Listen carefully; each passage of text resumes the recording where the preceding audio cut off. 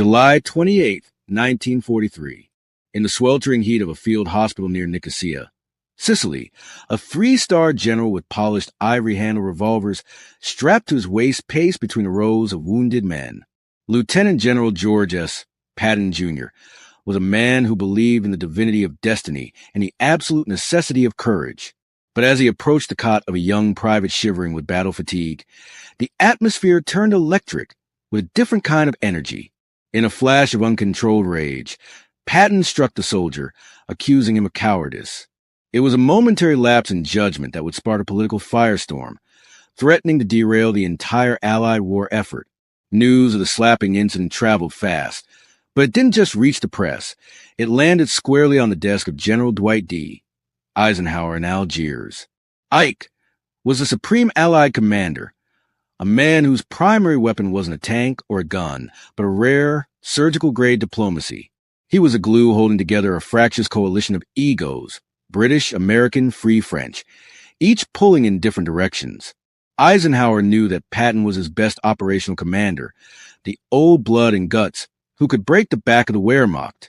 Yet, he also knew that the American public and the British High Command were losing patience with Patton's erratic, archaic bravado. The stakes were no longer just about the conquest of Sicily. They were about the moral integrity of the United States Army. Eisenhower sat in his dimly lit office, a cigarette burning in the ashtray, staring at the reports. He had a choice. Court-martial the most aggressive general in his arsenal to satisfy the critics, or find a way to leash the wolf without breaking its spirit. The liberation of Europe depended on a plan so secret and so massive it was barely a whisper. And for that plan to succeed, Eisenhower needed Patton. But first, he had to break him. The aftermath of the Sicily incident didn't result in a court-martial, but it did result in a professional exile that felt, to Patton, like a death sentence. While the Allied war machine began pivoting toward the inevitable invasion of northern France, the man who had conquered Sicily in 38 days was sidelined.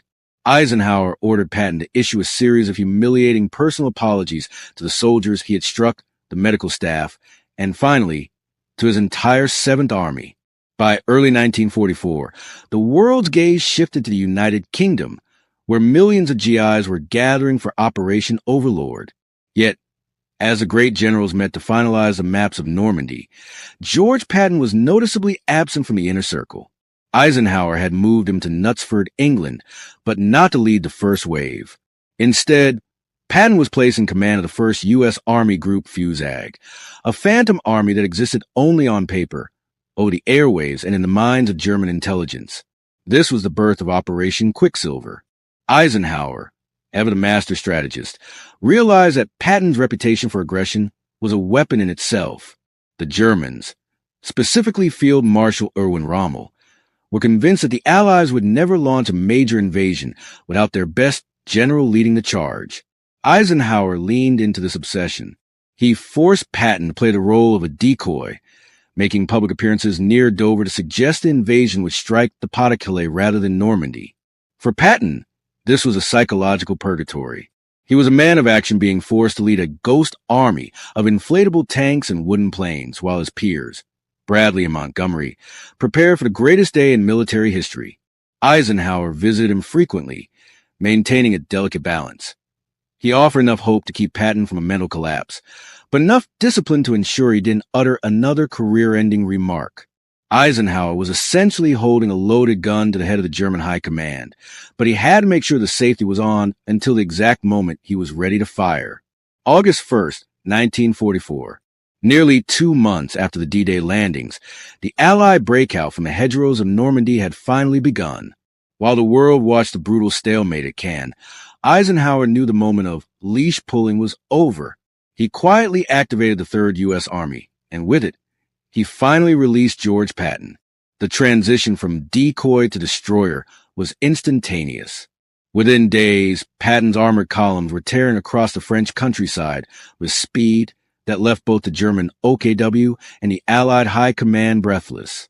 But the Patton problem hadn't vanished. It had merely evolved. As Patton's tanks outran their own supply lines, his ego began to outrun Eisenhower's strategic patience. Patton wasn't just fighting the Germans.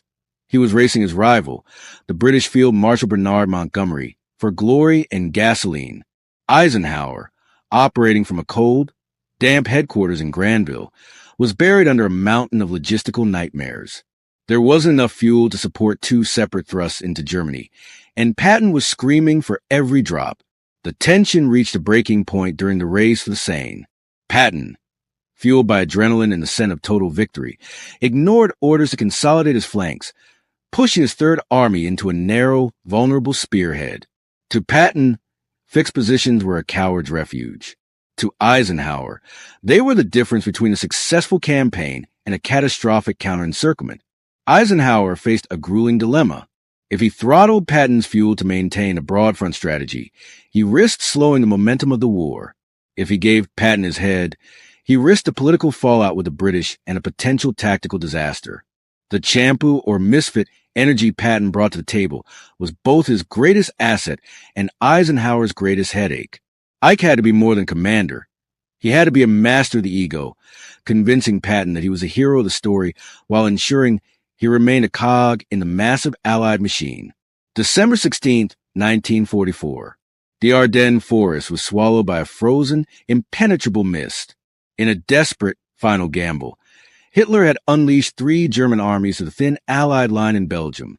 The Battle of the Bulge had begun. As American units were bypassed, surrounded, or crushed under the weight of the Panzer divisions, a sense of panic began to ripple through the Allied command. The 101st Airborne was trapped at the vital crossroads of Bastogne, and the weather had grounded the Allied Air Force, leaving the infantry to die in the snow.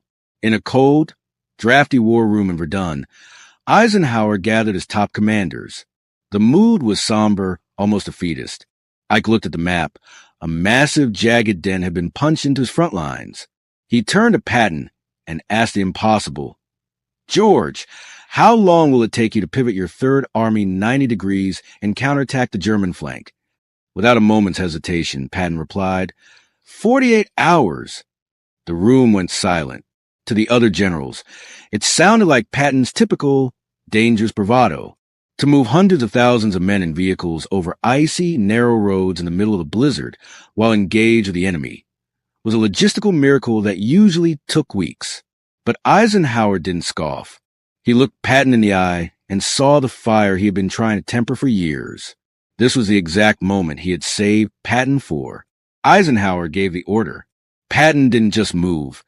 He performed a feat of military engineering and sheer, that remains legendary in the annals of warfare. He barked orders to his staff, famously telling his chaplain to write a prayer for good weather, and began a relentless drive north. While Eisenhower managed a crumbling front and kept the British from retreating, Patton's Third Army became a sledgehammer. The very impulsiveness that Eisenhower had once feared was now the only thing that could save the Allied line from total collapse. May 7, 1945. As the ink dried on the unconditional surrender in a small red brick schoolhouse in Reims, the guns across Europe finally fell silent. For Dwight D. Eisenhower, the moment was one of profound relief and heavy reflection. He had successfully navigated the most complex military alliance in history, and he had done so, in large part, by mastering the volatile genius of George S. Patton. Ike had used the wolf to tear to the heart of the Third Reich, but as the smoke cleared, he realized that the wolf was never meant for the peace that followed.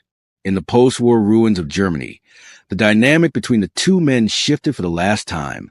Patton, now the military governor of Bavaria, lacked the diplomatic filter required for the delicate task of denazification. He began making inflammatory statements to the press, comparing Nazis to Democrats and Republicans, and openly advocating for a preemptive war against the Soviet Union. To Patton, the war wasn't over. The enemy had simply changed.